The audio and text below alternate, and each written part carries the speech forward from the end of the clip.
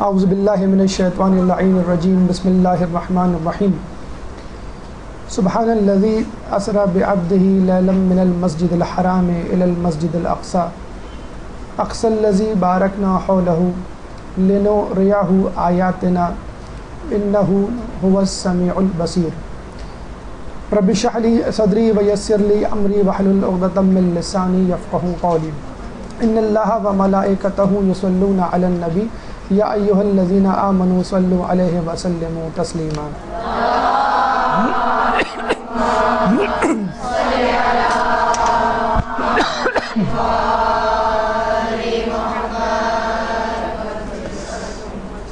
رجب کی بابرکت ساعتیں اس وقت آہستہ آہستہ اپنے اختتام کی طرف رواں دواں ہیں۔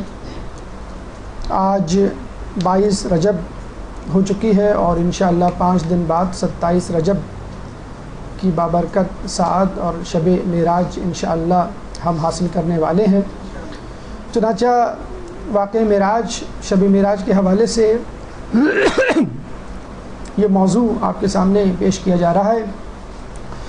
موضوع کافی تفصیل میں ہے اور ہونا تو یہی چاہیے تھا کہ اس موضوع کو 2 دروس میں تقسیم کر کے دیا جاتا، جس کا ہمیں اندازہ نہیں تھا، لیکن 2 دروس کا مٹیریل آپ کو طعن و کرہن یا چاروں ناچار آج ہی ہضم کرنا ہے، کیونکہ اگلا درس اتوار کو ہوگا اور اس وقت شب معراج گزر چکی ہوگی اور آپ لوگوں کے اذہان جو ہے اس طرف متوجہ نہیں ہوں گے۔ تو تیزی سے گفتگو کرنے کی پیشگی معذرت ہم آپ سے کر لیتے ہیں اور کوشش کیجیے گا کہ اپنے قلم جو ہے وہ براق کی رفتار سے چلائیں، ورنہ جو ہے ہمیں اپنے قلم کی رفتار سے چلنے پر مجبور نہ کریں۔ اور ویسے بھی یہ لیکچر انشاءاللہ آڈیو، ویڈیو اور ریٹن تینوں فارمز میں دستیاب ہوگا۔ آئیے واقعہ معراج کی طرف چلتے ہیں۔ درود پر دیجیے محمد والے محمد۔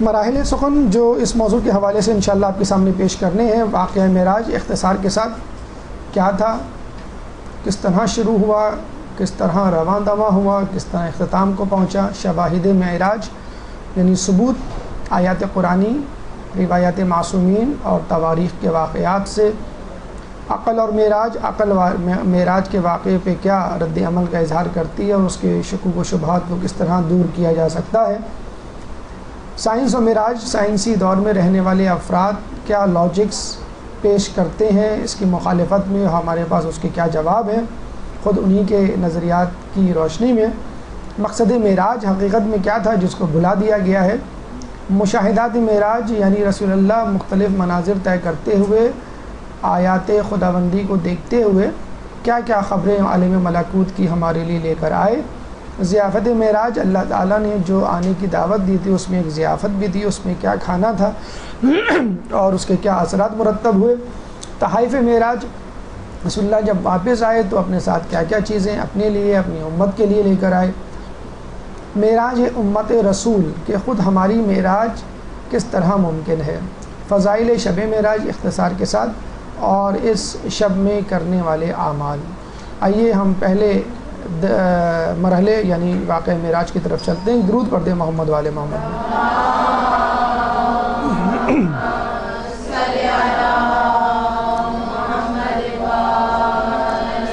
واقعہ معراج کے حوالے سے ہماری گفتگو کا پہلا مرحلہ یاد رکھیے کہ اللہ تعالیٰ نے سورہ بنی اسرائیل، سورہ اسرا، سورہ سبحان تینوں نام ہیں اس سورہ کے، پہلی آیت میں اس کا تذکرہ کیا گیا ہے کہ پاک و منزہ ہے وہ ذات جو لے گئی اپنے بندے کو مسجد الحرام سے مسجد الاقصی۔ رسول اللہ ام ہانی مولا علی کی بہن کے ساتھ کے گھر میں موجود تھے اور وہاں سے جو ہے رسول اللہ کا سفر شروع ہوتا ہے مسجد الاقصی یعنی قبلہ اول۔ وہاں پر پیغمبروں کو نماز باجماعت پڑھوانے اور امامت کرنے کے بعد آپ آسمان کی طرف رخ کرتے ہیں، براق آپ کی سواری ہے، ہم سفر جبرائیل علیہ السلام ہے، اور اس کے بعد وہ 7ویں آسمان پر پہنچتے ہیں، ایک ایک آسمان سے ہوتے ہوئے سدرۃ المنتہا کہ جہاں پر جبرائیل کی انتہا ہے اور اس کے بعد رسول اور اس کی امت وہاں جا سکتی ہے، ملاء الاعلیٰ کہ وہ مقام کہ جہاں پر آج تک کوئی نہیں پہنچا، کہ کہ وہ مقام کہ جہاں پر صرف خدا کی توجہ ہے، اس کے بعد جنت اور جہنم کے مشاہدات اور رسول اللہ کی واپسی. یہ مختصر کے ساتھ اختصار کے ساتھ اسٹیشنز ہیں، اسٹاپ اوورز ہیں، مختلف مراحل ہیں جہاں سے رسول گزرے. اوپر کی تصویر جو ہے وہ مسجد اقصیٰ کی ہے اور نیچے کی جو تصویر ہے وہ خانہ کعبہ بیت الحرم یا مکہ المکرمہ کی ہے. اوپر جو تصویر ہے وہ تصویر نہیں ہے جو عموماً بیت المقدس کے طور پہ، مسجد اقصیٰ کے طور پہ آپ کو ٹی وی، انٹرنیٹ، اخباروں میں نظر آتی ہے، جس کو ڈوم آف ماؤنٹین یا جسے کہتے ہیں ڈوم آف ٹیمپل کہا جاتا ہے. وہ ایک الگ گنبد ہے، گولڈن ٹیمپل جسے کہتے ہیں کہ ہے، مطلب گولڈ اس پہ چڑھا ہوا ہے، اور وہ مسجد خضرا سے کچھ فاصلے پر ہے. اصل مسجد یہ ہے مسجد اقصیٰ، جو کہ سلیمان علیہ السلام نے تعمیر کی تھی، اور رسول اللہ نے مسلمانوں کے ساتھ اس کو بطور قبلہ اول کے اس کی طرف رخ کر کے نماز پڑھی تھی ایک عرصے تک. اس کے بعد خانہ کعبہ آپ کا قبلہ ٹھہر گیا ہمیشہ کے لیے. شواہد معراج یعنی آیات قرآنی، روایت قرآنی اور تواریخ کے کون سے وہ اسباق ہیں، پہلو ہیں جہاں سے ہمیں اس شب معراج کے شواہد مل سکتے ہیں. سب سے پہلے قرآن کی آیت سورہ بنی اسرائیل کی آیت نمبر 1 جو ابھی سرنامہ کلام میں پڑھی گئی. سبحان الذی اسری بعبدہ لیلا من المسجد الحرام الی المسجد الاقصی اقصی الذی بارکنا حولہ لنریہ من آیاتنا انہ هو السمیع البصیر. پاک و منزہ ہے وہ اللہ کہ جو اپنے بندے کو راتوں رات مسجد الحرام سے مسجد اقصیٰ کی طرف لے گیا، کہ جس کا ماحول پر برکت ہے، تاکہ ہم اسے اپنی نشانیاں دکھائیں. یقیناً وہ سننے والا، دیکھنے والا ہے. اس میں ایک اہم بات جو ضرور تفکر ہے کرنے کی ہے، قابل توجہ ہے، کہ اللہ تعالیٰ یوں تو قرآن میں رسول اللہ کو مختلف ناموں سے، القاب سے پکارتا ہے، یا ایھا المدثر، یا ایھا المزمل، یا سین، طٰہٰ وغیرہ وغیرہ. لیکن جب آپ کو دعوت دیتا ہے، ملنے کی بات کرتا ہے، تو عبد کہتا ہے، یعنی عبداللہ، اللہ کا بندہ. تو یاد رکھ لیجئے اللہ تعالیٰ نے جتنے بھی لوگوں کو زمین پر بسایا ہے، وہ انبیاء ہوں، ائمہ ہوں، اوصیاء ہوں، خلفاء ہوں، بادشاہ ہوں، مجتہدین ہوں، علماء ہوں، عالم ہوں، جاہل ہوں، سب کے سب اللہ کے بندے ہیں. اور جو اللہ کی بندگی یعنی اطاعت زیادہ کرے گا، اللہ تعالیٰ کا زیادہ قرب پائے گا. جو مالی حوالے سے، علمی حوالے سے، نسبی حوالے سے، نسل اور زبان کے حوالے سے جو درجات ہیں، ان کی اللہ کے نزدیک زیادہ اہمیت نہیں. اللہ کے نزدیک اہمیت بندگی اطاعت کی ہے. اسی لیے اللہ تعالیٰ عبداللہ، لفظ عبد کو زیادہ پسند کرتا ہے بنسبت کسی اور لفظ کے. یہی ایک انٹروڈکشن اور بہترین تعارف ہے انسان کا اس کائنات میں. اس سورہ کے حوالے سے ہم آپ کو بتا دیں کہ یہ سورہ ہر شب جمعہ پڑھنے والا موت سے پہلے ملاقات امام زمانہ سے مشرف ہوگا اور آپ کا یار و انصار کہلائے گا، یعنی جب ظہور ہوگا تو آپ کے ساتھ ہوگا. اچھا، اس میں لفظ اسرا استعمال ہوا ہے، سیر نہیں. تو یاد رکھ لیجئے عربی میں لفظ اسرا رات کی سیر کو کہتے ہیں، اور دن کی سیر کے لیے لفظ سیر استعمال ہوتا ہے. تو لفظ اسرا کا مطلب ہے شب معراج جو ہے، معراج کا جو واقعہ ہے وہ شب معراج یعنی شب کے وقت ہوا، دن میں یا کسی اور وقت نہیں ہوا.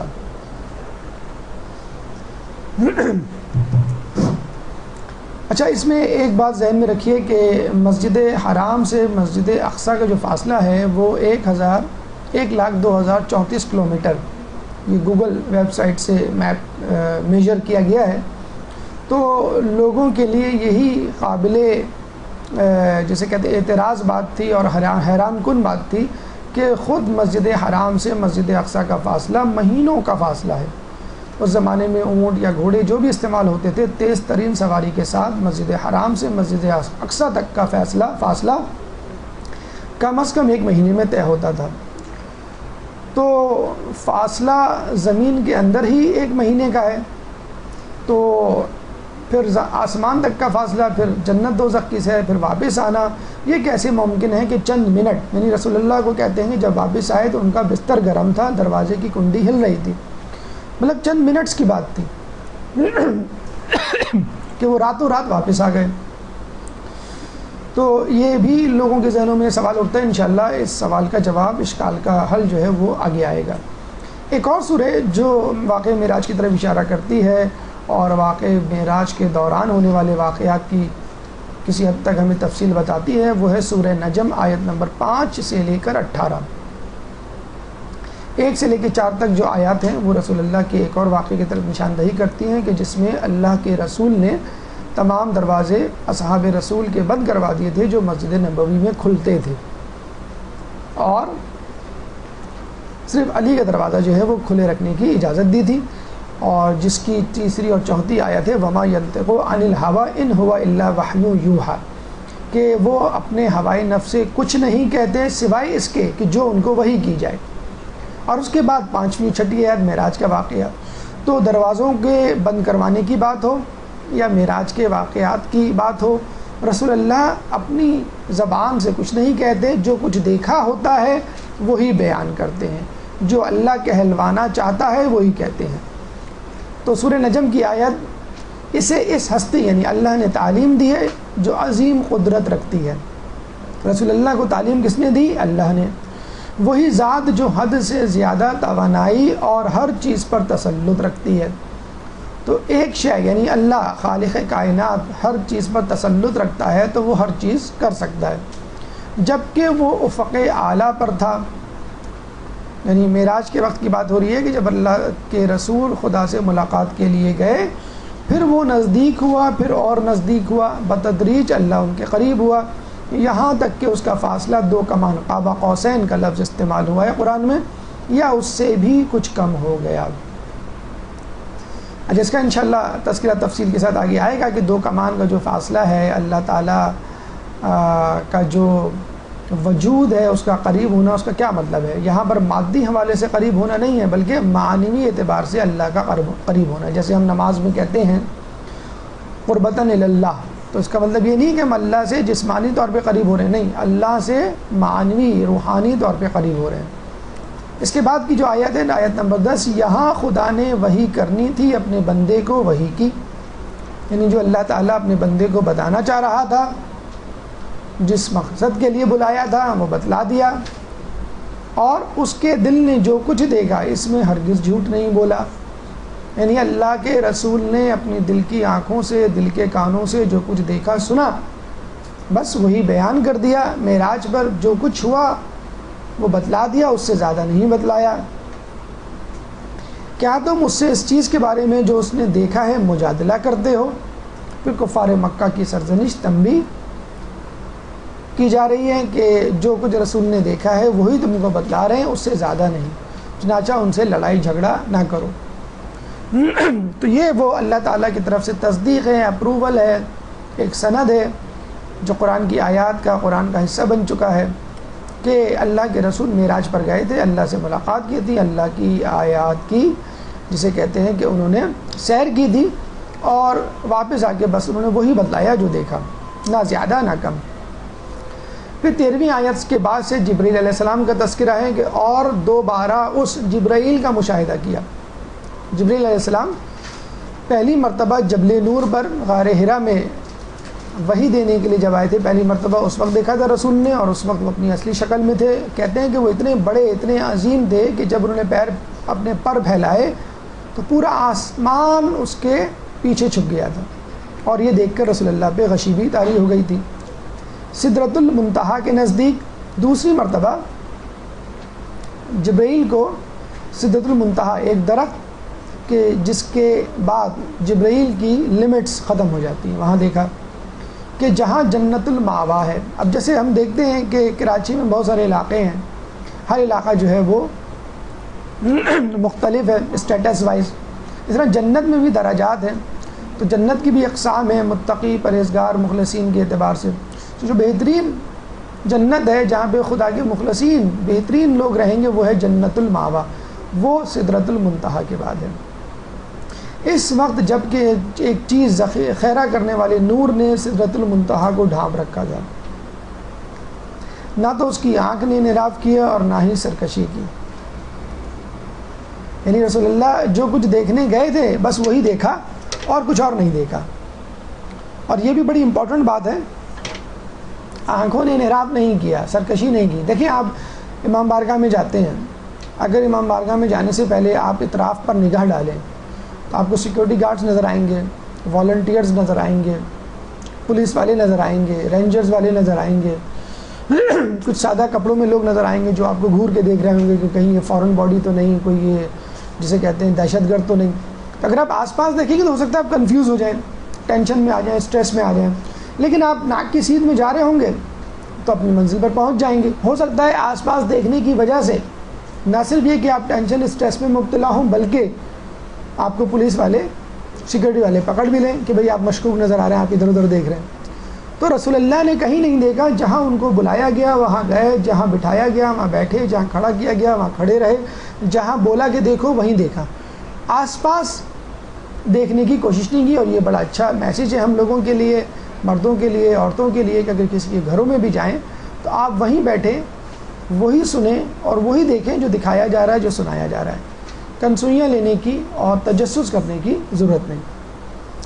اس نے اپنی پروردگار کی چند عظیم آیات اور نشانیوں کا مشاہدہ کیا، اور یہی وہ مقصد تھا اہم ترین کہ جس کے لیے اللہ تعالیٰ نے اپنے رسول کو دعوت دی تھی، تاکہ وہ اللہ کی نشانیوں کو، اپنی عظمتوں کو دکھا سکے۔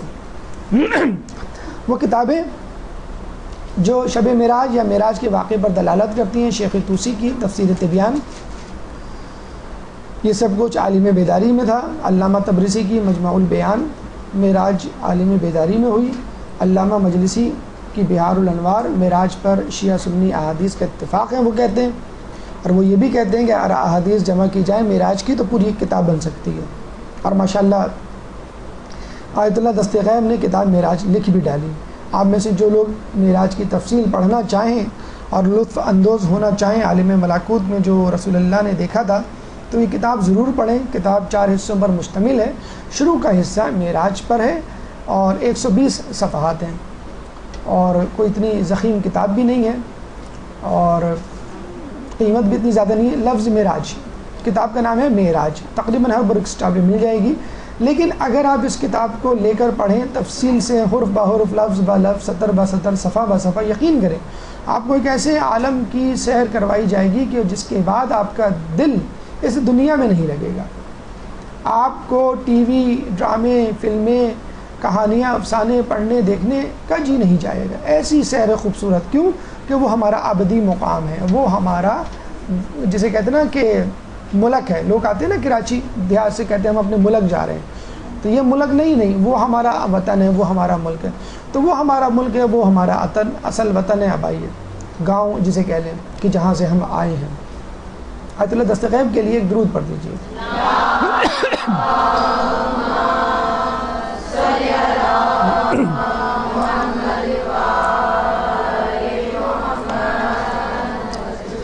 اس کے علاوہ اہل سنت کے ایک عالم منصور علی ناصف جامع ازہر کے عالم ہیں پڑھے ہوئے، معراج پر بھی انہوں نے کتاب لکھی ہے، انہوں نے بھی التاج کے نام سے۔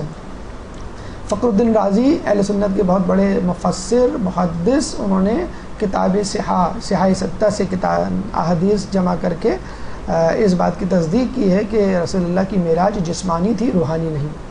اس کے علاوہ شیخ عبدالعزیز بن عبداللہ بن بمباس سعودی عرب کے بہت مشہور عالم کے پوتے، معراج اخبار سے متواتر سے ثابت ہے، وہ کہتے ہیں کہ معراج اخبار متواتر، حدیث متواتر سے ثابت ہے کہ جس میں کوئی شک نہیں۔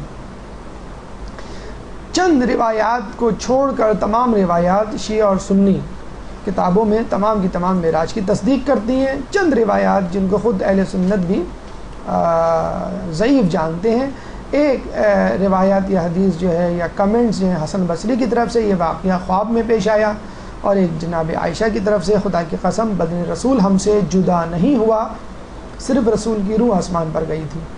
تو اس کی تردید بہت آسانی سے کی جا سکتی ہے۔ اس کے رد میں دلائل کہ حسن بصری جو ہے وہ صحابی نہیں تھے، اور رسول اللہ کے بہت بعد پیدا ہوئے تھے، اور انہوں نے کوئی ایسی جسے کہ سند نہیں پیش کی کہ انہوں نے کس سے سنا۔ جناب عائشہ نے جو کہا کہ رسول کا بدن ہم سے جدا نہیں ہوا، تو رسول اللہ جناب عائشہ رسول اللہ کی زوجیت میں مدینے میں آئی، جبکہ یہ واقعہ معراج کا ہے، اور معراج یہ واقعہ مکے کا ہے، اور مکے میں بھی پہلی بعثت کا ہے، یعنی جناب عائشہ بعثت کے بعد 13 سال بعد رسول اللہ کی زوجیت میں آئیں، تو یہ واقعہ تو 13 سال پہلے کا ہے۔ بہرحال ان احادیث کو، روایات کو خود اہل سنت بھی اہمیت نہیں دیتے۔ چنانچہ معراج کا واقعہ اور جسمانی معراج کا واقعہ اہل تشیع اور اہل سنت دونوں کے ہاں مقبول اور معروف اور تصدیق شدہ ہے۔ اچھا، جب رسول اللہ واپس اور واقعہ سنایا تو عرب کے بدو اس میں بڑے ہنسے۔ اب بجائے اس کے کہ وہ یہ پوچھتے کہ آسمان میں تم نے کیا دیکھا، جہنم میں، جنت میں، خدا، ملائکہ سے ملاقات کیسی رہی، انہوں نے یہ پوچھا کہ تم جو مسجد حرام سے مسجد اقصیٰ گئے ہو، اس سفر میں تم نے کیا دیکھا۔ اب ظاہر بات ہے دنیا والے تھے، مکے والے تھے، تو وہی بات بیان کریں گے جہاں جو ان کو سمجھ میں آتی ہے، وہی سفری حالات پوچھیں گے جن سفر سے وہ گزرتے رہتے ہیں۔ تو رسول اللہ نے بتایا کہ راستے میں میں نے دیکھا ایک قافلہ ہے جس کا اونٹ گم ہو گیا ہے، اور قافلے والوں کا ایک پیالہ تھا جس میں پانی تھا، پانی زمین پر گرا ہوا تھا، اور جب وہ قافلہ واپس آیا تو واقعی انہوں نے تصدیق کی کہ ہمارا ایک اونٹ گم ہو گیا تھا اور اس کے ساتھ ایک پیالہ تھا جس میں پانی تھا اور وہ گر گیا تھا۔ یہ دونوں چیزیں ہم نے دیکھی اور رسول اللہ نے ان کے آنے سے پہلے بتا دیا۔ کچھ تھوڑی بہت جو انٹلیکچوئلز تھے انہوں نے کہا کہ اچھا یہ بتاؤ مسجد اقصیٰ کے کتنے ستون ہیں، اس میں کتنی قندیلیں ہیں۔ تو رسول اللہ، اب ظاہر سی بات ہے آپ قائد اعظم کے مزار جائیں اور واپسی میں کوئی پوچھے قائد اعظم کے مزار میں کتنے بلب لگے ہوئے ہیں، اب کوئی بلب گننے تو نہیں گئے تھے آپ، قائد اعظم کے مزار میں کتنے ستون ہیں، ستون تو گننے نہیں گئے تھے آپ۔ تو بڑا جسے کہتے ہیں کہ احمقانہ سوال تھا، لیکن بہرحال سوال کا جواب دینا تھا۔ اسی وقت اللہ تعالیٰ نے رسول اللہ کے سامنے مسجد اقصیٰ کو سامنے لا کے کھڑا کر دیا اور رسول اللہ نے ستون اور قندیلیں گن کر بتا دی۔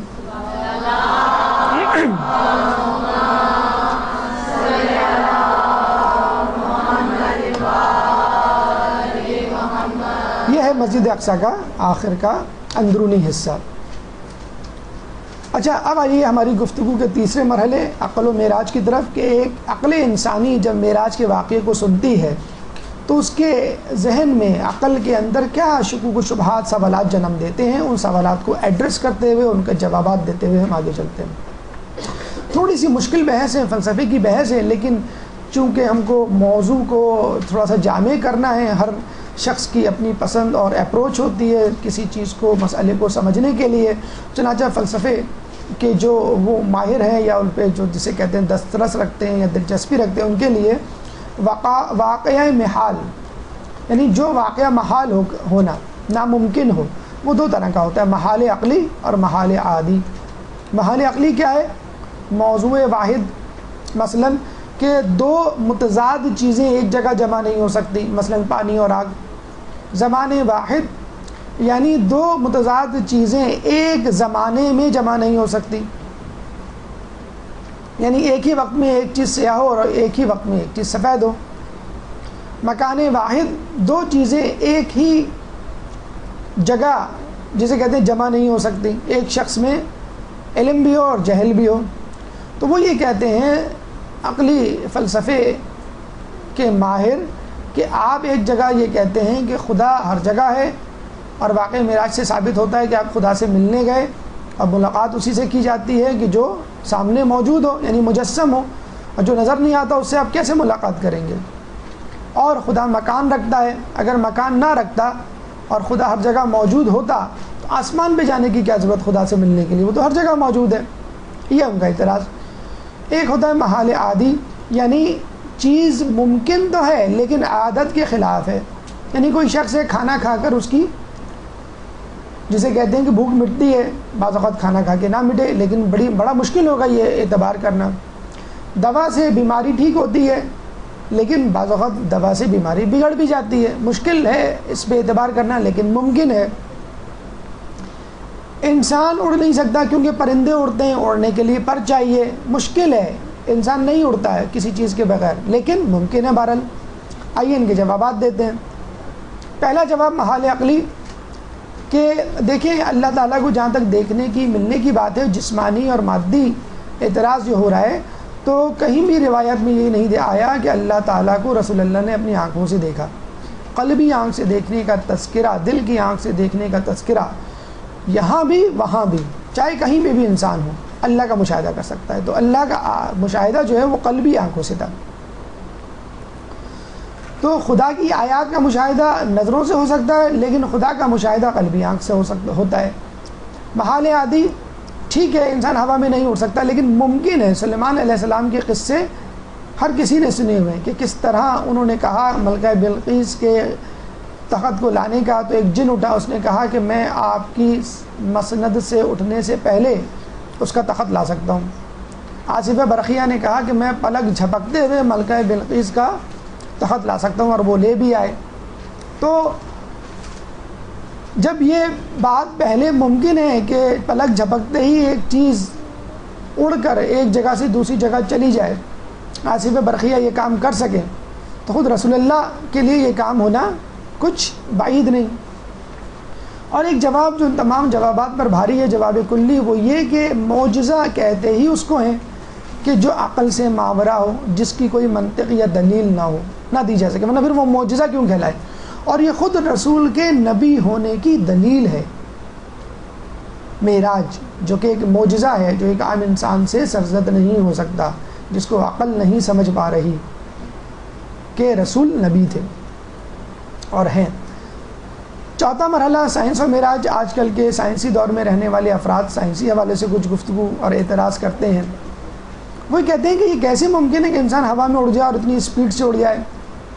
تو بھائی ہوائی جہاز اور راکٹ جب انسان کو لے کے اڑ سکتے ہیں، تو اللہ تعالیٰ کیا رسول کے لیے سواری کا انتظام نہیں کر سکتا؟ اور رسول کے لیے براق کا، جسے کہتے ہیں، کہ اہتمام کیا گیا۔ یہ تصویر ہم نے ویکیپیڈیا انٹرنیٹ سے نکالی ہے۔ براق ایسا نہیں تھا، ایک جسے کہتے ہیں کہ خیالی پکچر ہے، تو وہ جہاز اور راکٹ کی رفتار سے اڑ سکتا تھا۔ جب انسان راکٹ جہاز بنا سکتا ہے تو اللہ تعالیٰ براق خلق نہیں کر سکتا کہ جس نے انسان کو بنایا؟ ایک اور سوال کہ انسان کا کشش ثقل سے آزاد ہونا، کیونکہ جب بھی آپ کوئی پتھر یا گیند اوپر پھینکتے ہیں تو وہ نیچے آتی ہے کشش ثقل کے سبب۔ انسان کیسے اوپر چلا گیا؟ تو یہ بات سائنسدان تسلیم کرتے ہیں کہ اگر کسی چیز کو بہت زیادہ اسپیڈ سے پھینکا جائے تو وہ اوپر چلی جاتی ہے۔ مثلا پتھر ہے، اس کو آپ کم قوت سے اوپر پھینکیں تو وہ ہو سکتا ہے 1 فٹ اوپر جائے، 2 فٹ اوپر جائے۔ زیادہ قوت سے اوپر پھینکیں تو ہو سکتا ہے وہ 1 منزلہ، 2 منزلہ، 5 منزلہ عمارت کی چھت تک پہنچ جائے۔ اور اگر اس سے بھی زیادہ اسپیڈ سے پھینکا جائے تو ہو سکتا ہے وہ چاند اور آسمان تک پہنچ جائے۔ اصل جو محرک ہے، سبب ہے، وہ قوت ہے۔ تو اگر کوئی انسان کوئی شے 9.8 میٹر پر سیکنڈ اسکوائر کے اسرا سے، ایکسلریشن سے چلے، یعنی ہر سیکنڈ میں اس کی اسپیڈ 9.8 میٹر بڑھ جائے، تو وہ کشش ثقل سے آزاد ہو سکتا ہے۔ جہاز، راکٹ، سیارے سبھی اسی جسے کہتے ہیں کہ بنیاد پر بنائے جاتے ہیں۔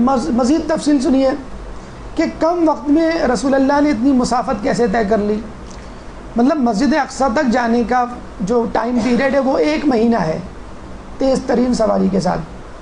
وہاں سے آسمان، پھر پہلے آسمان سے لے کے 7ویں آسمان، پھر سدرۃ المنتہا، پھر عالم ملاء الاعلیٰ، پھر عالم ملاکوت کی جنت دوزخ، پھر واپس آنا چند منٹ چند ساتھ میں کیسے ممکن ہوا؟ سنیے، پچھلی صدی میں آئنسٹائن نے نظریہ اضافیت، تھیوری آف ریلیٹیوٹی پیش کی، اور اس کا خلاصہ یہ تھا کہ کوئی چیز مطلق نہیں ہے بلکہ اضافی ہے۔ مثلا وقت، حرکت، مثلا آپ کو میں کہوں کیا ٹائم ہوا ہے، آپ کہیں 12:30، تو میں کہوں جی نہیں، وقت جو ہے وہ 10:30 ہوا ہے، عراق میں اس وقت 10:30 بج رہے ہیں، تو آپ کہیں کہ ہاں مختلف وقت جگہوں پہ ٹائم مختلف ہوتا ہے۔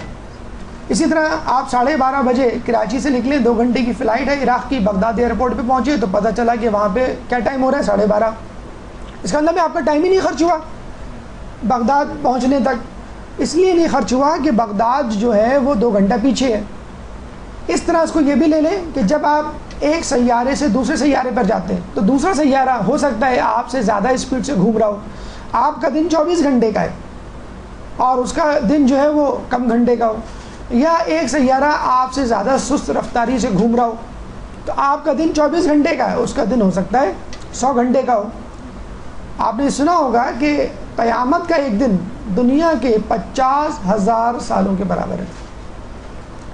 Theory of relativity, time dilation, theory of relativity کی ایک جسے کہتے ہیں کہ جزیات ہے ٹائم ڈائلیشن تھیوری کے مطابق، اگر دو افراد دو مختلف رفتار سے سفر کریں تو دونوں کے لیے وقت مختلف ہوگا.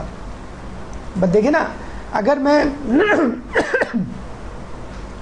جسے کہتے ہیں کہ زمین پر ہوں اور زمین کی اسپیڈ سے چل رہا ہوں اور ایک شخص مریخ پر ہے، وہ مریخ کی اسپیڈ سے چلے گا، تو میرے لیے ٹائم الگ ہوگا، اس کے لیے ٹائم الگ ہوگا.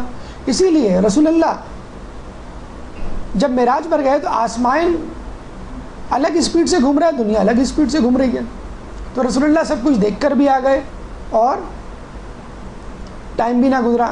اب تو UFO اڑن تشتری کے بارے میں کہا جاتا ہے کہ کچھ لوگوں نے اڑن تشتری کو دیکھا اور وہ اس میں گئے، واپس آئے تو ان کے سر کے بال سفید ہو چکے تھے، حالانکہ وہ چند گھنٹے رہے. تو ہو سکتا ہے وہ کسی ایسی عالم میں پہنچ گئی اڑن تشتری کہ جہاں پر وقت بڑی تیزی سے گزر رہا ہو. اسی طرح یہ بھی کہا جاتا ہے کہ اتنے بڑے سفر میں بغیر کسی ایندھن کے کیسے جانا ممکن ہے. آج کل کہا جاتا ہے کہ امریکہ کی ڈائریکٹ فلائٹ بڑی مشکل سے ملتی ہے، دبئی کا اور مختلف ایئرپورٹس کا اسٹاپ اوور ہوتا ہے جہاں پہ فیول بھرایا جاتا ہے. تو یہ اتنی دور بغیر کسی ایندھن اضافی کے کیسے پہنچ گئے؟ ابھی پچھلے دنوں BBC ویب سائٹ پہ ایک بہت بڑی خبر چھپی تھی اور یہ کہا گیا تھا کہ اگر اس دریافت میں سائنسدانوں کو کامیابی ہو گئی تو اس صدی کی بلکہ اب تک کی سائنس کی سب سے بڑی دریافت ہوگی وہ میٹر اینٹی میٹر تھیوری. سائنسدانوں کے مطابق مادہ اور ضد مادہ اس کائنات میں موجود ہیں. مادہ ہم اور ہمارے اطراف کی چیزیں، ضد مادہ یعنی ان تمام چیزوں کی ضد. جب مادہ ضد مادہ ملتے ہیں پلس مائنس کی طرح تو فنا ہو جاتے ہیں اور انرجی پروڈیوس ہوتی ہے، اور اتنی ٹریمنڈس اماؤنٹ کی انرجی ہے کہ جس کے سامنے پیٹرول، گیس، بجلی کچھ بھی نہیں. تو سائنسدانوں سے پوچھا گیا کہ اس ایجاد کی کیا اہمیت ہے؟ انہوں نے کہا کہ اتنی اہمیت ہے کہ جب اینٹی میٹر ہمارے قبضے میں آ جائے گا، اب تک اینٹی میٹر قبضے میں نہیں آیا ہے، ابھی جو ایمسٹرڈم میں جو تجربہ ہوا تھا چند سیکنڈ کے لیے اینٹی میٹر ان کے قبضے میں آیا تھا اور وہ ہاتھ سے نکل گیا. اس پر وہ خوش ہوئے تھے کہ چیخیں نکل گئی تھی سائنسدانوں کی کہ ہم نے کیا کنٹرول کر لیا. اینٹی میٹر شیطان اینٹی میٹر ہے، اس کو کنٹرول کر لیں، نفس امارہ اینٹی میٹر ہے، اس کو کنٹرول کر لیں، تو ایسی انرجی انشاءاللہ پروڈیوس ہوگی کہ آپ ملاء الاعلیٰ جنت الفردوس میں جسے کہتے ہیں پہنچ جائیں گے. تو میٹر اینٹی میٹر جب ملتے ہیں تو اتنی انرجی، کہتے ہیں کہ اب اگر ہم نے کر لیا اینٹی میٹر کو کنٹرول تو 2 بوتلیں ہوں گی سائنسدانوں کے ہاتھ میں، راکٹ کے اندر سوار لوگوں کے ہاتھ میں، اور وقتاً فوقتاً میٹر اینٹی میٹر جو 2 بوتلوں میں موجود ہوگا اس کو وہ ملائیں گے، انرجی پروڈیوس کریں گے اور راکٹ چلے گا. راکٹ کے ساتھ پیٹرول کی ٹنکی یا گیس کا سلنڈر ضروری نہیں ہوگا، یعنی پیٹرول، بجلی، گیس تو بالکل جسے کہتے ہیں کہ پتھر کے زمانے کی چیزیں بن جائیں گی. اتنی بڑی دریافت ہے جو چند سیکنڈ کے لیے سائنسدانوں کے ہاتھ میں آیا. تو انسان اپنے اندر کا اینٹی میٹر نفس امارہ اور باہر کا اینٹی میٹر اور شیطان کو کنٹرول کر لے تو کہاں پہنچ جائے. بہرحال آئنسٹائن نے ہمارے مسئلے کو حل کر دیا اور E=mc² کی جو ایکویشن پیش کی اس کے تحت یہ ثابت کر دیا تھیوریٹیکلی ہی صحیح، میٹر یعنی مادہ روشنی میں تبدیل ہو سکتا ہے. اگر کوئی مادہ روشنی کی اسپیڈ سے چلے تو وہ سورج تک 8 منٹ میں، سورج کی روشنی زمین تک 8 منٹ میں پہنچتی ہے. تو رسول اللہ اگر روشنی کی اسپیڈ سے چلے ہوں تو وہ 8 منٹ میں آسمان تک پہنچ گئے ہوں گے، اور روشنی کی اسپیڈ سے زیادہ چلے ہوں تو سیکنڈز میں پہنچ گئے ہوں گے. لفظ اگر تو میں سائنسدانوں کے احترام میں لگا رہا ہوں. ہم تو وہ لوگ ہیں جو کہتے ہیں کہ نور اگر نور کی اسپیڈ سے نہ چلا تو پھر کون چلے گا نور کی اسپیڈ سے؟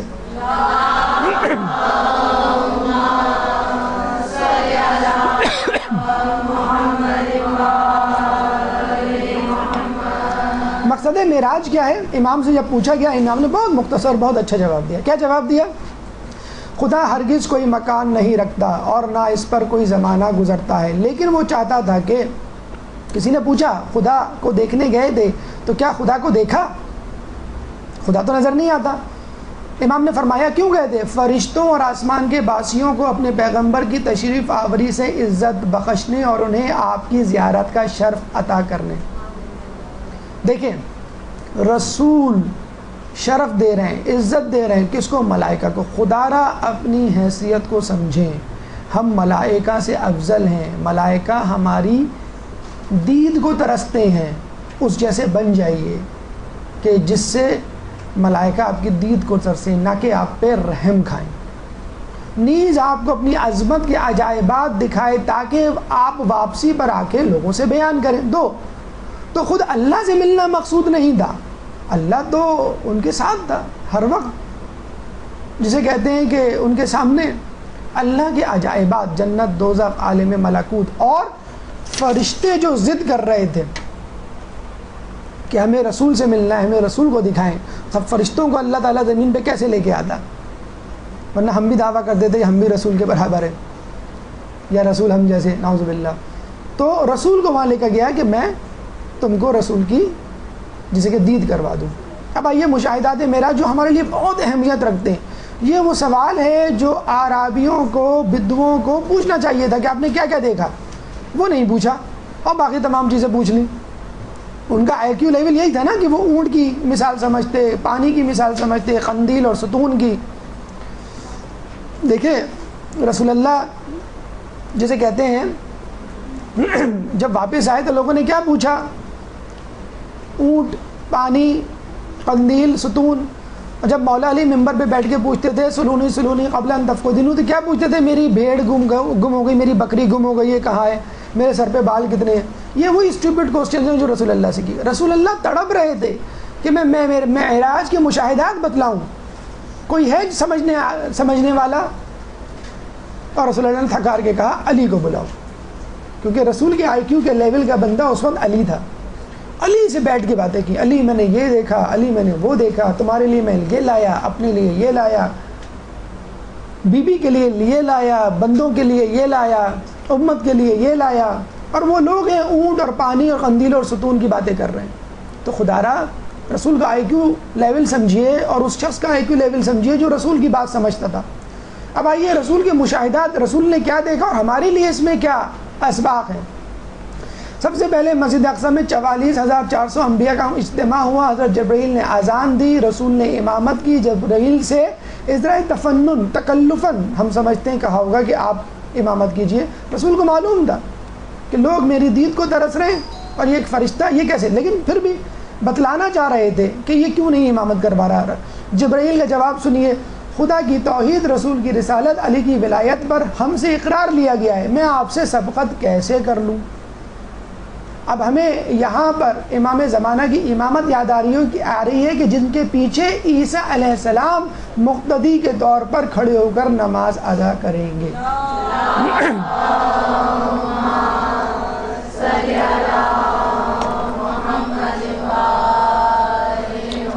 تو نبی کی امامت رسول کر سکتا ہے یا رسول کا وسیع یا جانشین کر سکتا ہے، یاد رکھ لیجیے۔ ملائکہ نے استقبال کیا، ہاتھوں میں تھالیاں دیں، ہدیے، نچھاور۔ آپ لوگ تو ماشاءاللہ خواتین ہیں، مہندی اور میلاد میں آپ دیکھتے ہوں گے کس طرح لوگ تھالیاں لاتے ہیں اور پھول نچھاور کرتے ہیں۔ آپ کو نیاز ملے نہ ملے، ایک پھول نچھاور ہو جائے، پتی نچھاور ہو جائے، آپ اپنے آپ کو عالمی ملکوت میں سمجھتے ہیں کہ جیسے میں کتنی بڑی شخصیت ہوں، بہت بڑا اعزاز ہے۔ اور اگر ہم رسول پر کچھ نچھاور کرنا چاہیں تو کیا کر سکتے ہیں؟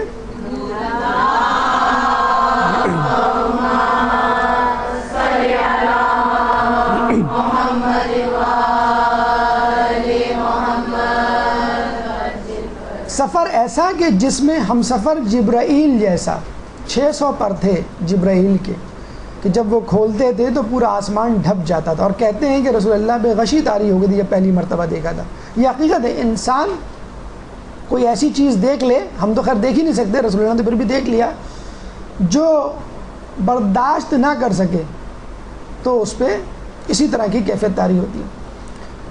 دوسری مرتبہ معراج کے موقع پر دیکھا، باقی ایام میں خوبصورت عربی نوجوان کی صورت میں آیا کرتے تھے وہ، چھوٹے ہو کر، اور کہتے ہیں کہ اتنی طاقت تھی کہ قوم لوط پر جب عذاب دیا جانے کا کہا تو انہوں نے اپنے پر سے لوط علیہ السلام کی قوم کے 7 شہروں کو اوپر اٹھایا، اور اتنا اوپر اٹھایا، اتنا اوپر آسمان پر لے گئے کہ ان کے گھروں میں موجود مرغ کی آوازیں فرشتے سننے لگے، اور پھر وہاں سے گرا دیا۔ قوم سمود پر جب آواز دینے کی، عذاب دینے کی باری آئی تو صرف چیخے. آپ چیختی نا اپنے بچے پر تو گلاس ٹوٹ جاتا ہے اس کے ہاتھ سے گر کے، ڈر جاتا ہے نا وہ. کچھ لوگ کہتے ہیں بڑے بھی بعض اوقات اس کیفیت کا شکار ہو جاتے ہیں، ان کے ہاتھ سے بھی گلاس چھوٹ جاتا ہے. تو صرف چیخے اور وہ قوم مر گئی تھی. ایک دفعہ عیسیٰ علیہ السلام فلسطین میں عبادت کرنے گئے تو شیطان نے چاہا ان کو میں بہکاؤں، وسوسہ ڈالوں.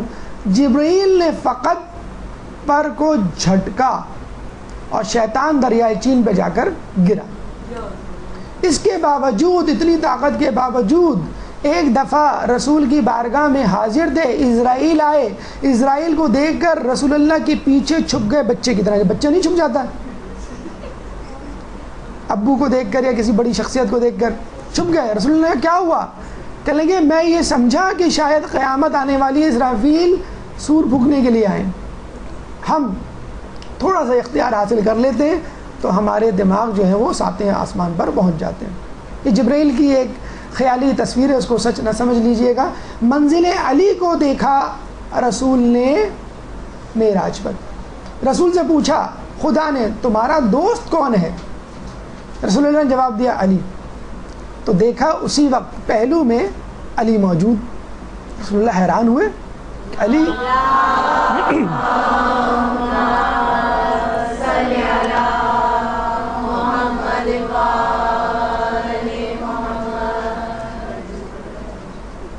خدا نے جب کلام کرنا چاہا تو علی کے لہجے میں.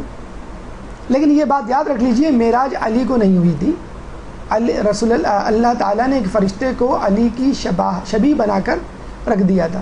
کہتے ہیں اس فرشتے کی زیارت کے لیے روزانہ 70,000 ملائکہ آتے ہیں، اور ثواب کس کو جاتا ہے؟ ہم لوگوں کو، علی کے چاہنے والوں کو.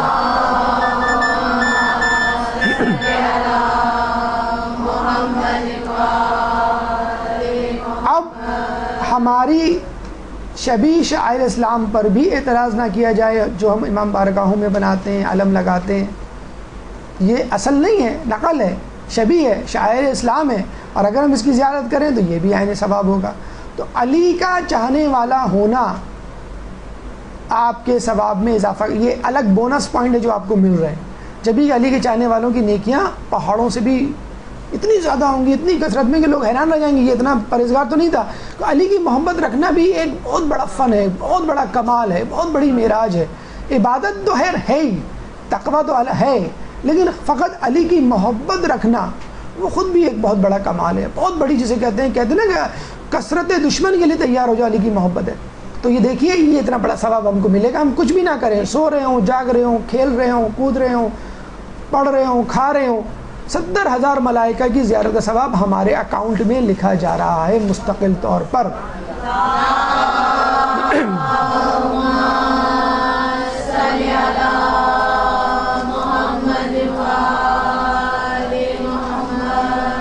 حسان بن ثابت نے شعر کہتے ہیں کہ رسول اللہ کو اپنے دوش مبارک پر قدرت کے دست قدرت کے آثار محسوس ہوئے. یعنی اللہ کا ہاتھ نہیں تھا، کہتے تو ہیں ید اللہ، لیکن حقیقت میں اللہ کا ہاتھ نہیں ہوتا، لیکن محسوس ایسا ہوا کہ جس نے جیسے ہاتھ رکھ دیا ہو اور اللہ کے حضور میں تھے. تو ایک ٹھنڈ سی محسوس ہوئی ان کو اپنے جسم میں دوش مبارک پر. تو حسان بن ثابت کہتے ہیں علی کی فضیلت میں وعلی واضح اقدامہ فی محل وضع اللہ یدہ، کہ علی کی عظمت کا کیا کہنا کہ علی نے اپنے قدموں کو ان دوش مبارک میں رکھا کہ جس دوش مبارک میں اللہ کے ہاتھ تھے، اور علی وہ ہیں کہ جس نے اپنے قدموں کو اس مقام پر رکھا جہاں پر دست خدا رکھا تھا. یہ علی کی منزلت جو وہ دیکھ کر آئے تھے. پھر اللہ نے پوچھا تمہارا جانشین کون ہے؟ تم نے کیا سوچا؟ رسول اللہ کہہ سکتے تھے علی. دیکھیں آپ وما ینطق عن الهوى ان هو الا وحی یوحی کی تفسیر وہاں بھی چل رہی ہے، جاری ہے. رسول نے کہا جو آپ منتخب کریں. اچھا کہہ دیتے تو پوری دنیا میں چرچا ہو جاتا، بات کا بتنگڑ بن جاتا کہ خدا نے تو بنایا، سفارش تو آپ نے کی نہیں کی سفارش. ہاں دوست رکھتا ہوں میں، بہرحال وہ اس قابل ہے کہ میں دوست رکھوں. اب جانشین بنے نہ بنے، جانشین بنانا آپ کا کام ہے، مقرر معین کرنا اللہ کا. اللہ نے کہا کہ علی کو جانشین بناؤ. کہتے ہیں غدیر خم میں جبرائیل نے اس طرح کہا.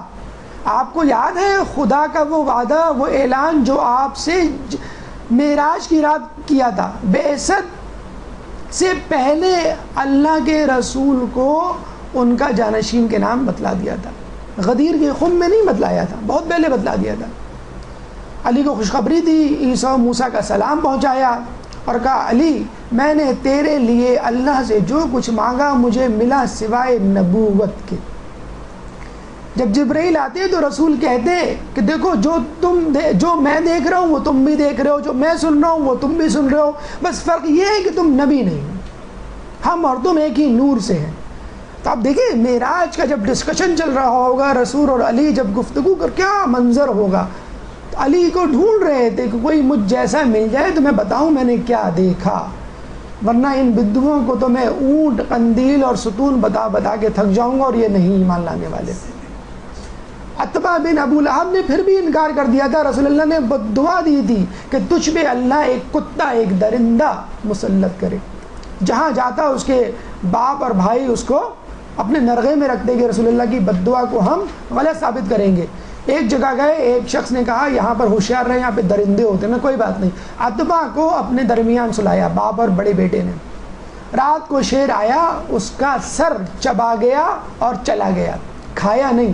نہ جس کو کھایا نہیں جاتا ہے وہ وہیں مر گیا، وہ چیخ بھی نہ نکال سکا. جب صبح اٹھے تو درمیان میں عتبہ بن ابی لہب مردہ پڑا ہوا ہے. لیکن جانشینی کی خوشخبری کے ساتھ ایک اور بات تھوڑی سی دل کو اداس کرنے والی. لیکن خدا نے کہا رسول لیکن میں ان کو ایسی آزمائشوں میں مبتلا کروں گا کہ کسی پیغمبر کو نہ کی ہوگی.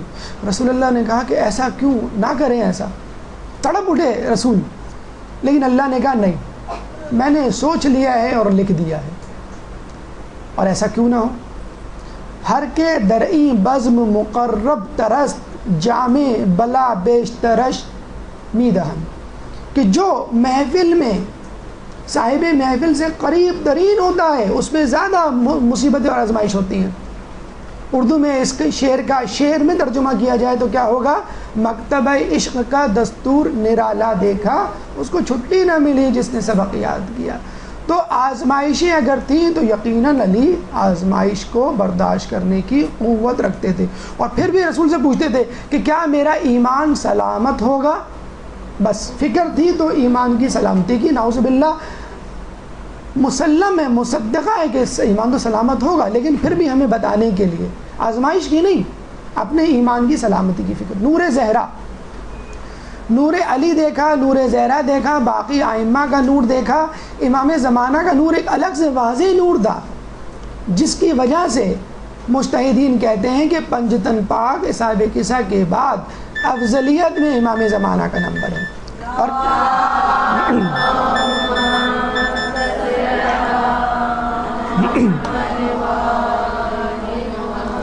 کہتے ہیں حضرت آدم علیہ السلام نے جنت میں قصر بی بی سیدہ دیکھا تو بی بی کو وہاں پر بیٹھا ہوا دیکھا، سر پہ تاج، گلے میں ہار اور کانوں میں بندے. اللہ تعالیٰ نے ان کو بتلایا یہ سر پہ تاج ہے وہ رسول اللہ ہیں، گلے میں جو ہار ہے وہ مولا علی ہیں، اور کانوں میں جو 2 بندے ہیں وہ حسن و حسین ہیں. تو یہ بی بی کی جسے کہتے ہیں کہ منزلت وقت نور خدا. تفسیر میں آیا ہے کہ خدا اور رسول کے درمیان قاب قوسین کا فاصلہ رہ گیا. تو یاد رکھیے یہ معنوی ہے کہ نہ مادی. امام سے پوچھا گیا کہ یہ کیا مطلب کہ قاب قوسین کا فاصلہ رہ گیا 2 کمانوں کا. امام نے کہا لا تدرکہ الابصار، جو آنکھ جس میں لطیف ہوا کو نہ دیکھ سکے وہ خدا کو کیسے دیکھ سکتی ہے. رسول نے دل کی آنکھ سے مشاہدہ کیا تھا اللہ کا. تیسری آنکھ جسے کہہ لیں، ظاہری آنکھ خدا کو نہیں دیکھ سکتی لیکن دل ایمان کے حقائق کے ذریعے اسے دیکھ سکتا ہے. امام علی نہج البلاغہ میں فرما چکے ہیں. تو اللہ کا نظارہ دل کی آنکھ سے کیا جاتا ہے، نہ کہ چہرے کی آنکھوں سے. پھر کچھ مردوں کو دیکھا، مردوں نہیں ہیں یہ مردوں ہیں، کچھ لوگ بہرحال کہتے ہیں کی بات ہے، جن کے پیٹ بڑھے ہوئے تھے. پتہ چلا کہ یہ سود خور تھے، سود کھاتے تھے. کچھ لوگ لذیذ کھانے چھوڑ کر بدبودار کھانے کھا رہے تھے. پتہ چلا کہ یہ وہ لوگ ہیں جو اپنی بیویاں حلال چیزوں کو چھوڑ کر نامحرمات حرام چیزوں کی طرف رغبت کرتے تھے. کچھ لوگ تھے جن کے سروں کو پتھر سے کوٹا جا رہا تھا. پتہ چلا کہ یہ وہ لوگ ہیں جو عشاء کی نماز سے غافل تھے. کچھ لوگوں پر آگ کا حملہ ہوتا تھا کہ آگ اوپر سے آتی تھی نیچے سے نکل جاتی تھی. کون لوگ ہیں؟ یہ وہ جو مال یتیم کھاتے تھے. کچھ لوگوں کے بدن کا گوشت کاٹا جاتا پھر ان کو خود منہ میں ڈال کر کھلایا جاتا. کون لوگ تھے؟ جو چغل خوری طعنہ زنی کیا کرتے تھے. اب آئیے عورتوں کی بھی رودات سن لیجئے. کچھ عورتوں کو آگ میں سر کے ذریعے لٹکایا گیا. کون؟ بے حجاب عورتیں جو اپنے بالوں کا حجاب نہیں کرتی تھیں. کچھ لوگوں کو عورتوں کو زبان کے ذریعے لٹکایا گیا. کیوں؟ کہ وہ بد اخلاق تھی.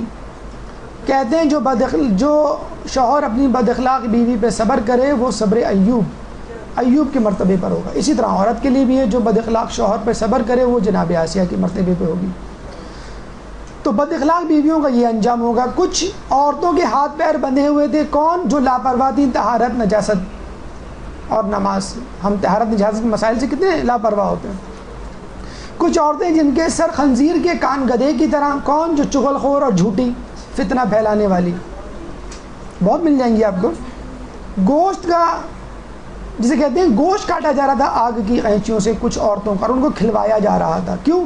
یہ نامحرموں کے لیے بناؤ سنگار کرتی تھی. اب آپ پوچھیں گے یہ کیسے ہو سکتا ہے عورت نامحرموں کے لیے؟ آپ خود دیکھ لیجئے. ایک عورت گھر میں ہو تو میک اپ نہیں کرتی، جب گھر سے نکلتی ہے تو میک اپ کرتی ہے. گھر میں ہوتی ہے تو عام سا لباس پہنتی ہے، گھر سے باہر جاتی ہے تو خوشنما لباس پہنتی ہے.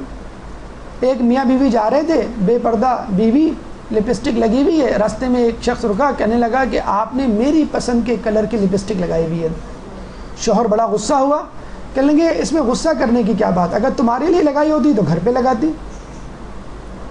بہرحال کتے کی مانند کچھ جسے کہتے ہیں کہ عورتیں ہوں گی ان پہ آگ کا حملہ ہو رہا ہوگا. موسیقار، گلوکار، یہ جو موسیقی میں ملوث افراد یا خواتین. اور یہ قیامت کی نشانیوں میں سے بھی ہے، امام کے ظہور کی نشانیوں میں سے کہ گانے والیوں کی کثرت. اچھا کچھ لوگ کہتے ہیں کہ سر یہ تمام باتیں بتاتے ہوئے تھوڑا سا سنتے ہوئے عجیب سا وامٹنگ نوزیا سا ہوتا ہے، ضروری ہے کہ یہ سب باتیں بتائی جائیں. اب تو ماشاءاللہ ہمارے دروس جو ہیں وہ یوٹیوب اور انٹرنیشنل چینلز پہ بھی جاتے ہیں. تو یو کے سے ایک خبر آئی ہے، وہاں پہ خاتون نے کہا کہ یہ آپ لوگ چوہے، بلی، سانپ، چھپکلی، اس کی خبریں، یہ کاکروچز یہ کیوں دکھاتے ہیں؟ آپ یہ نہ دکھائے نا، عجیب سا لگتا ہے. آپ لوگ ہیری پوٹر کی مووی دیکھ لیتے ہیں جس میں عجیب و غریب جانور دکھائے گئے، جس میں میجک دکھایا گیا ہے.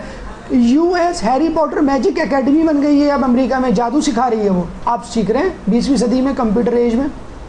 ایکسن آسٹریلیا کا چینل ہے جس میں کیڑے مکوڑے، کاکروچ، کچھوے کھاتے ہوئے دکھایا جاتا ہے.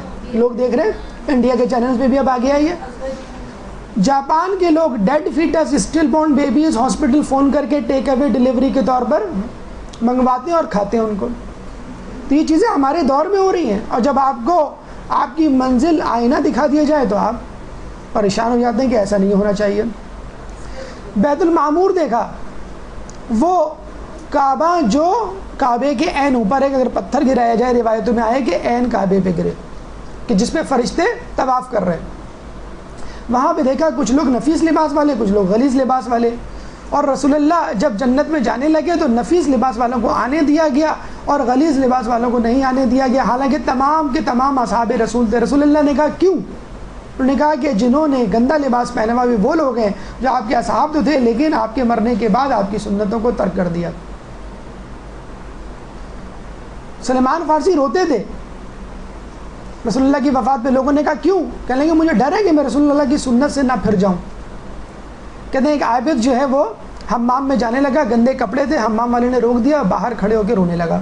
لوگوں نے روتے کیوں؟ کہتے ہیں میں اس لیے رو رہا ہوں کہ آج اس حمام والے نے گندے کپڑے کی وجہ سے مجھے روک دیا، کل اللہ مجھے گناہوں کی غلاظت میں اٹے ہوئے کپڑوں کی وجہ سے جنت میں جانے سے نہ روک دے. کراچی کلب ہمارے ایک دوست گئے سینڈل نما چپل یا چپل نما سینڈل پہن کر، ان کو گیٹ پہ روک لیا کہ یو آر ناٹ الاؤڈ. کیوں؟ شوز نہیں پہنے ہوئے آدمی. کراچی کلب، کراچی کے ہوٹل کلب کا واقعہ. انہوں نے کہا آپ کو معلوم ہے کہ میں کون ہوں؟ کہلے کون ہے؟ کہلے یہاں جو اسپیچ کمپٹیشن ہو رہا ہے اس کا میں جج ہوں، بطور مہمان آیا ہوں، چیف گیسٹ. اب وہ پریشان، کہ لیں نہیں پھر بھی رول از رول. کہ لیں گے اچھا تمہیں معلوم ہے یہ چپل یا سینڈل کتنے کا ہے؟ کہ لیں کتنے کا ہوگا؟ 500 کا ہوگا.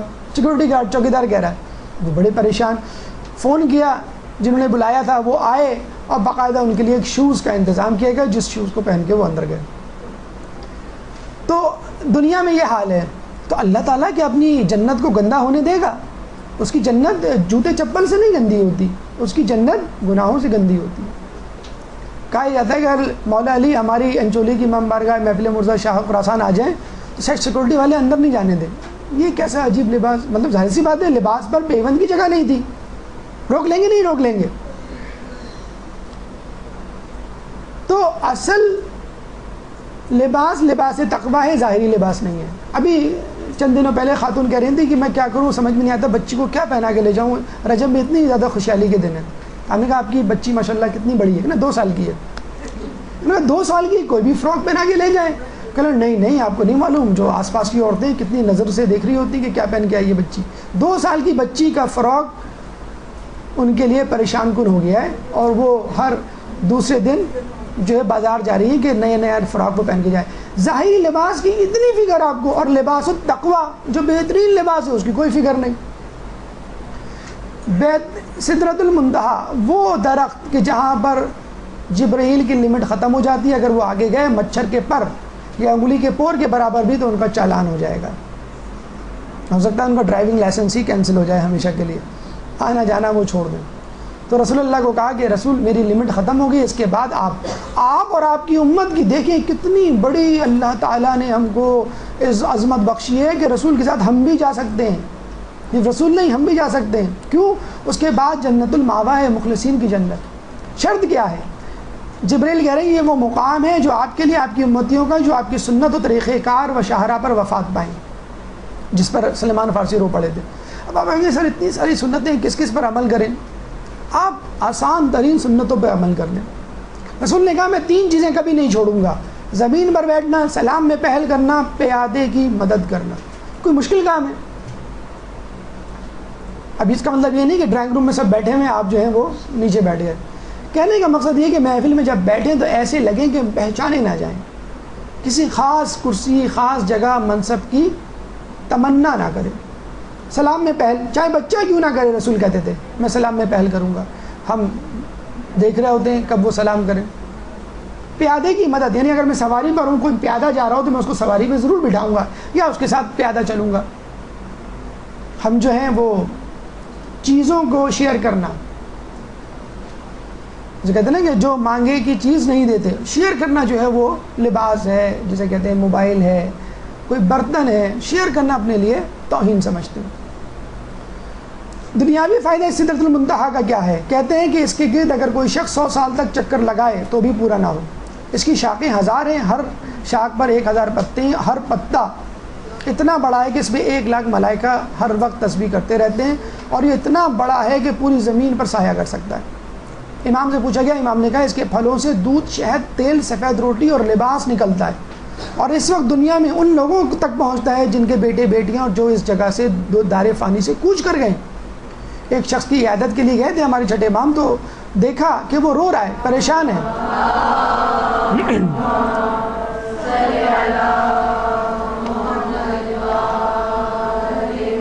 پوچھا کیوں کہ اپنی بیٹیوں کی طرف سے فکر مند ہوں کہ میرے بعد ان کا کیا ہوگا. تو امام نے کہا کیا تو یہ سمجھتا ہے کہ تو ہوگا زندہ تو تیری بیٹی کو رزق ملے گا, نہیں ہوگا تو نہیں. تو امام نے پھر کہا کہ جس اللہ نے دانت دیے ہیں وہ اللہ کاٹنے کے لیے بھی کوئی چیز دے گا. لیکن ہم وہ بدنصیب, وہ ناشکرے ہیں کہ اگر ذرا دیر میں چیز مل جائے تو کہتے ہیں جب دانت ہوتے ہیں تو چنے نہیں ہوتے, جب چنے ہوتے ہیں تو دانت نہیں ہوتے. بیٹی سے نفرت, بیٹے کی خواہش اتنی شدید ہے کہ ابھی ہم کل ہی میں نے اخبار میں پڑھا کہ کیلاش سنگھ ہندوؤں کا ایک باشندہ ہندوستان کا, 37 سال سے وہ نہایا نہیں ہے. سادھو نے کہہ دیا اس کو کہ اگر تم بیٹا چاہتے ہو, لڑکا چاہتے ہو تو پانی کے قریب بھی نہ جانا, اور اس چکر میں اس کی 7 لڑکیاں ہو چکی ہیں. 37 سال سے وہ نہائی. تو یہ ہم احمق لوگ آج تک دنیا میں موجود ہیں. خیر ہندوؤں کیا مسلمانوں میں ایسے لوگ موجود ہیں, نہانے کی بات تو نہیں ہے, بہرحال منہ بنانے والے آپ کو مل جائیں گے. ایک عجیب فرشتہ دیکھا جس کا آدھا دڑ آگ کا اور آدھا دڑ برف کا. اور وہ روزانہ فرشتہ دعا کرتا ہے کس کے لیے؟ ہمارے لیے. اے پروردگار تو وہی ہے جس نے آگ اور برف میں اتحاد اور ملاپ پیدا کر دیا ہے، مومنوں کے دلوں میں باہمی محبت و الفت ڈال دے.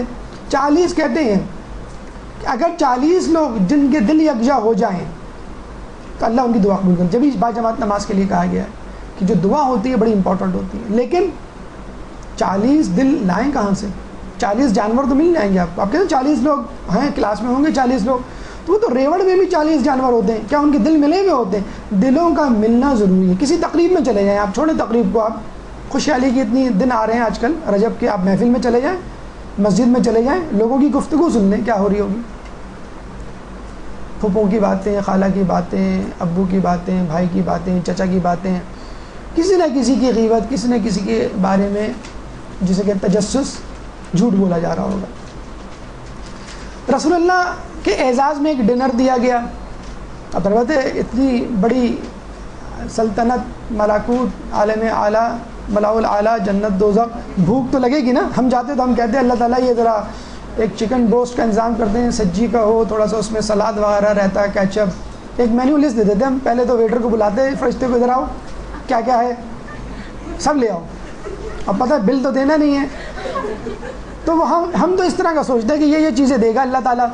بلکہ جانے سے پہلے ہی سوچ لیتے کہ اللہ تعالیٰ سے یہ ریکویسٹ کریں گے فرینچ فرائز ہوں تھوڑی سی، اس میں ذرا سا ٹاپنگ ہو مایونیز کی، یا رول ہو مایونیز والا، یا چکن کڑھائی ہو کم از کم، تاکہ لوگوں کو بتائیں کہ ہم کیا کسی بڑے کے جائیں نا تو کیا پوچھتے ہیں، بڑے کے کیا جائیں، مجلس سے واپس آ جائیں کیا تھا، کہتے ہیں وہ موضوع تھا شب میں، نہیں موضوع نہیں پوچھ رہا ہوں، نیاز میں کیا تھا. تو آپ ہوٹل اور ضیافت تو چھوڑیں، مجلسوں میں واپس آتے ہیں، لوگ کہتے ہیں آپ کو معلوم ہے فلاں کی مجلس ہو رہی ہے، پچھلے سال جب ہم گئے تھے. کس کی مجلس؟ ارے جہاں پہ وہ حلوہ پراٹھا ملتا ہے. سال بھر پہلے یاد ہوتا ہے کہ سال بھر پہلے ہم نے حلوہ پراٹھا کھایا تھا، اور یاد ہے وہ کم پڑ گیا تھا تو میں نے آپ کو کچن سے لا کے الگ سے دیا تھا پوری. اچھا ان سے پوچھ لو کہ کیا روایت، کیا آیات، کیا واقعات پڑھے گئے تھے کہ وہ تو ہمیں تو یہی نہیں یاد کس نے پڑھے تھے. بہرحال ضیافت معراج جو ہے وہ کیا تھی؟ ایک سیب، فقط ایک سیب، وہ بھی چلتے ہوئے درخت سے توڑ کے کھا لیا بطور اسنیک. ہم ہوتے تو کہتے ہیں کہ اللہ میاں چھوڑیں اب معراج وراج دیکھ لی، جلدی جانا ہے گھر میں، بھوک لگ رہی ہے، شاید گھر میں جا کے انڈا تل کے کھا لیں گے. لیکن یہ کیا سیب دے دیا آپ نے.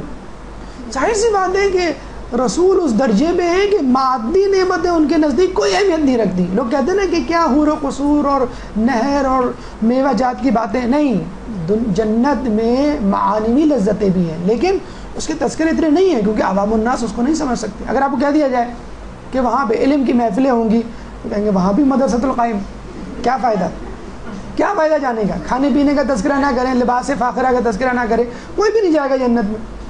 تو سیب کھلایا جا رہا ہے، سیب میں سے ایک نور نکلا. پوچھا یہ کیا ہے؟ کہنے یہ تمہاری دختر فاطمہ کا نور ہے جو آسمان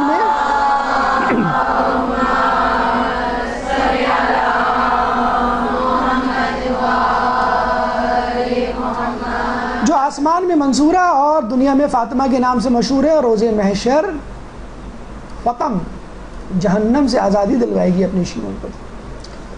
پورا خاندان اہل بیت مصروف ہے ہم کو جہنم کی آگ سے چھڑوانے کے لیے، اور ہم اپنے پورے خاندان کے ساتھ مصروف ہیں جہنم میں کودنے کے لیے.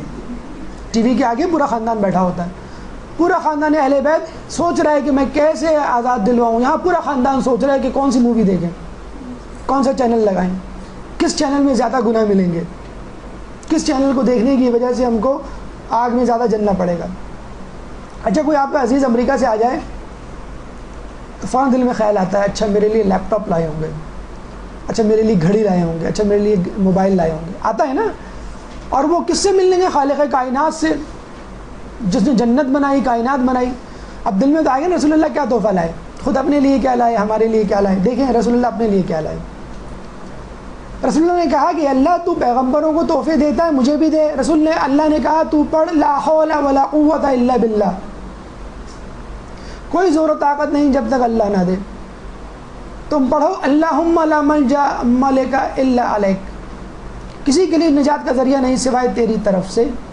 اللہم ان ظلمی لا یغنی، پوری دعا ہے اے میرے معبود. کتاب معراج میں صفحہ نمبر 99 میں مل جائے گی. دیکھیں یہ بالکل فوٹو کاپی ورژن یا بالکل وہی تشبیہ وہی واقعہ لگ رہا ہے جب بی بی گئی تھی کہ کوئی خادم خادمہ دے دیں، رسول نے تسبیح فاطمہ دے دی. تو ان لوگوں کے لیے یہی تحفہ ہوتا ہے. آپ بچے سے کہہ دیں بیٹا تم فرسٹ آؤ گے تو وہ کہتا تو ہم آپ کو دعا دیں گے، کہے گا یہ کوئی دعا کوئی تحفہ ہوا؟ تو ہمارے یہاں تو معنوی تحفوں کی کوئی اہمیت ہی نہیں ہے. امت کے لیے کیا لائے؟ امت کے لیے بھی کوئی توبہ استغفار نماز اسپیشل روزے نہیں. کٹوتی ڈسکاؤنٹ لے کر آئے ہمارے لیے، بمپر سیل لے کر آئے. طہارت کے لیے پہلی امتوں کے لیے تھا کہ اگر جس کپڑے میں جس جگہ طہارت نجاست لگ جائے تو طہارت اس وقت تک نہیں ہوگی جب تک اس کپڑے کو کاٹ کے نہ پھینک دیا جائے.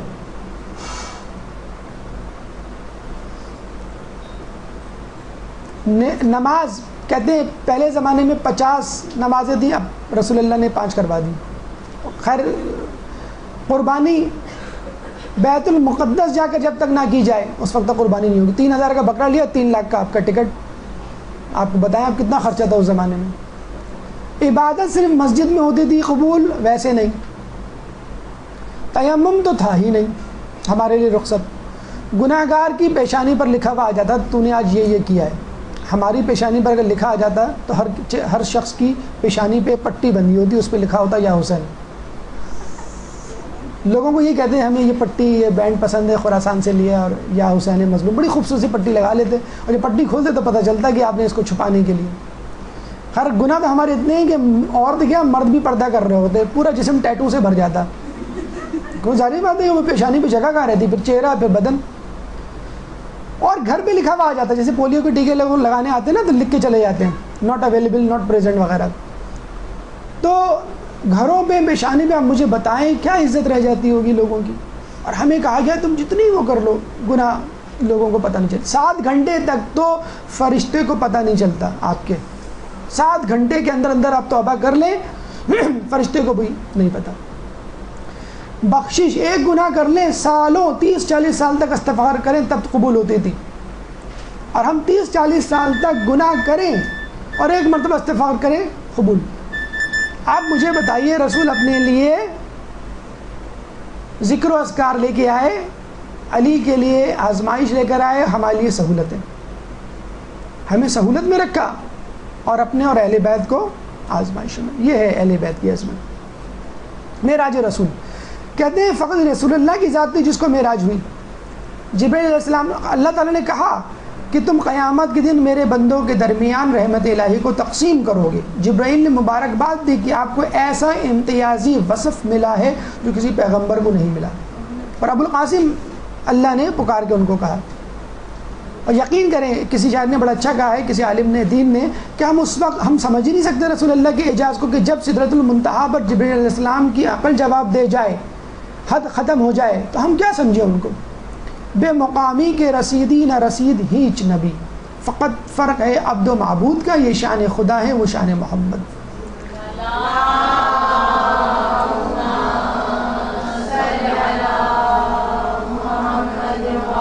لیکن کچھ لوگ ابھی بھی یہ سمجھتے ہیں کہ رسول کو ہوئی تو ہمیں بھی ہو سکتی ہے. ایک عابد جاہل کے پاس شیطان گیا، کہنے لگا کہ تیری عبادت قبول ہو گئی ہے، تو چل تجھے معراج کے لیے بلایا اللہ نے. وہ باہر نکل آیا خوشی خوشی، سامنے گدھا کھڑا ہوا تھا، اس پہ لے کے اس کو پتہ نہیں کہاں لے گیا.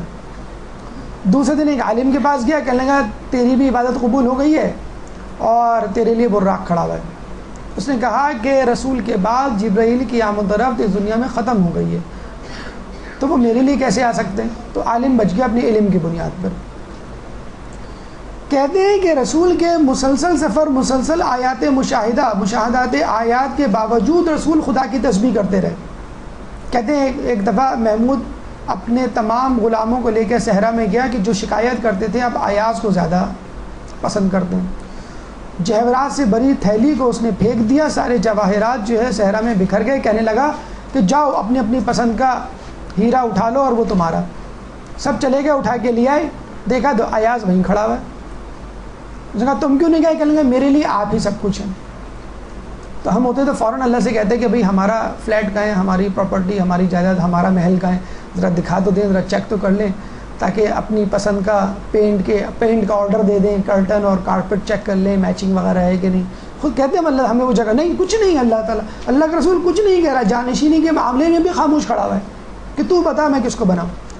اس تمام اعجاز کے باوجود رسول اللہ کی زبان مبارک پہ کیا تھا؟ لا احصی ثناء علیک کما اثنیت علی نفسک، اے خدا میں تیری تعریف نہیں کر سکتا اس لیے کہ تو نے اپنی تعریف کی ہے، جو کام تو کر لے میں کیسے کر سکتا ہوں۔ الہی ما عرفناک حق معرفتک وما عبدناک حق عبادتک، اے پروردگار میں نے تجھے نہیں پہچانا جیسا کہ تجھے پہچاننے کا حق ہے، اور میں نے تیری عبادت ہی نہیں کی جیسی تیری عبادت کرنے کا حق ہے۔ حالانکہ اللہ کے رسول کہہ چکے ہیں کہ اللہ کو کسی نے نہیں پہچانا سوائے میرے اور علی کے، اور پھر کہہ رہے ہیں کہ نہیں حقیقت میں تو میں نے ویسا پہچانا ہی نہیں جیسے پہچاننے کا حق ہے۔ اللہم لا تکلنی الی نفسی طرف عین ابدا، خدایا مجھے پلک جھپکنے کے لیے اپنے نفس پر نہ چھوڑ۔ تمام تر اعجازات کو وصول کرنے کے باوجود، معراج پہ چلنے کے باوجود، یہ ہے عجز و انکساری کا مجسمہ رسول خدا کی ذات۔ معراج امت رسول، اب آپ سوچتے ہوں گے رسول امت، رسول گئے، ہمیں بھی خواہش ہے کہ ہم بھی جائیں رسول کے ساتھ ہوتے۔ آپ کے لیے زمین کے اندر ہی معراج موجود ہے، اسی زمین پر الصلاۃ معراج المومن، نماز مومن کی معراج ہے۔ المصلی یناجی ربہ، نمازی اپنے پروردگار سے مناجات کرتا ہے۔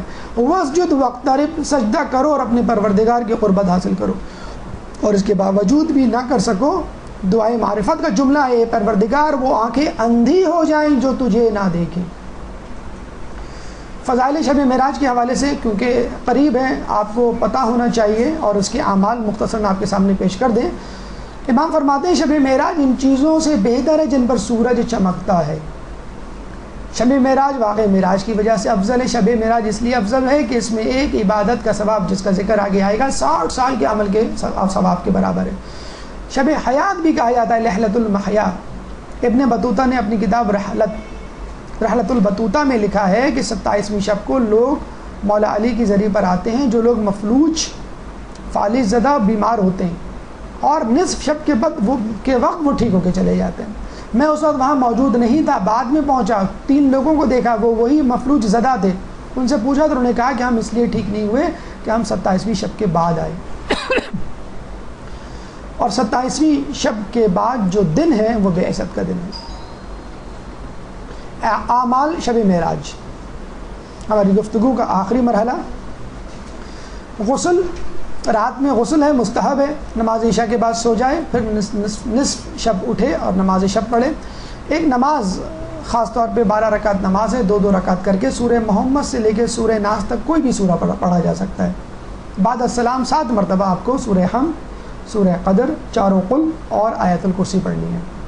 اور ایک دعا ہے جو مفاتی میں مل جائے گی، الحمدللہ الذی سے لے کے انت اہلہ تک۔ ایک اور دعا ہے ضرورت قدر طویل ہے، 2-3 صفحے کی، اللہم انی اسألک سے لے کے یا ارحم الراحمین تک۔ اس کے علاوہ 15 رجب کو جو نمازیں دعائیں نماز پڑھی جاتی ہے وہ بھی آپ اس میں پڑھ سکتے ہیں۔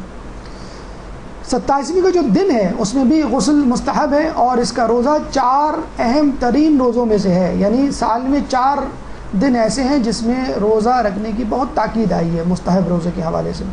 70 سال کی عبادت کا ثواب ہے 27ویں شب کے بعد جو دن آئے گا اس میں۔